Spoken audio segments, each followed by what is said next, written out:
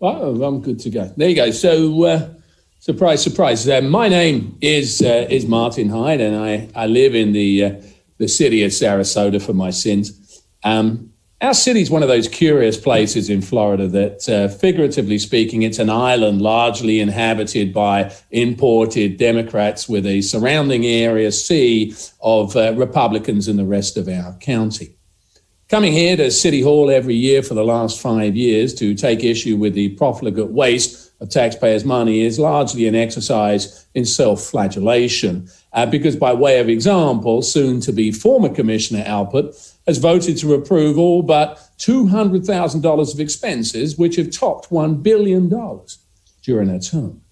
I wear black every year on Budget Day to represent the death of taxpayers' hard-earned money, but this year I come with a little gold because of my hope that the 3 new commissioners in November won't pick up where you guys are leaving off.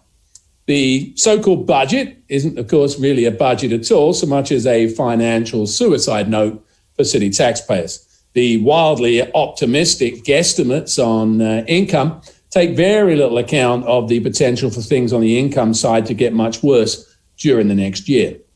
Sales tax, bed tax, and gas taxes will likely be much lower than the optimistic projected sums here. What will happen in the months to come is that the staff will come back to say things are indeed worse than they expected, and that more of the reserves will need to be spent to fund this budget. What they won't say is that the budget has to be cut. They and you are spinning the falsehood that the city budget has been cut. The general fund budget is up by over $530,000, in part to accommodate the aforementioned inflation-busting raise for our city management team, of whom the top 3 share a collective income of, and I need some loud boos here, please, of nearly $600,000 a year. Now, there's a city manager, a deputy city manager, and if you could believe it, they have an assistant city manager, costing taxpayers close to $600 large before their lavish benefits are added in.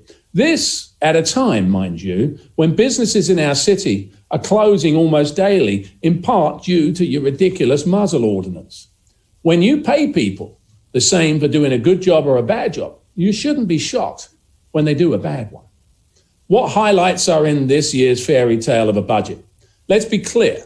There are no layoffs for full-time staff, no cuts on healthcare expenses, no attempt to privatize loss-making facilities such as Payne Park Tennis, which is dropping $30,000 a month, or parking services, which bizarrely lost close to $100,000 in July. We have record general fund expenses in a year when many of our citizens have faced unemployment and an uncertain future.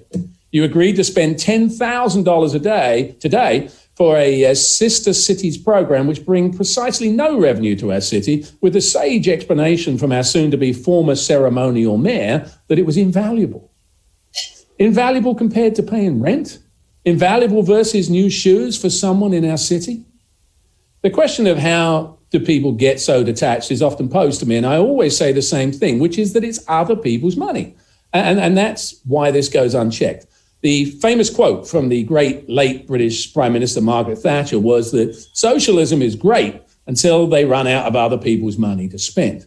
Prophetic words for the citizenry of Sarasota, as the socialist city of Sarasota is about to run out of other people's money, at which point you'd have to change President H.W. Bush's famously ill-fated words, "Read my lips, no new taxes," to the reality of this current Politburo here, which would be chanting in unison, "Read our lips, lots of new taxes." Thank you. Okay, commissioners.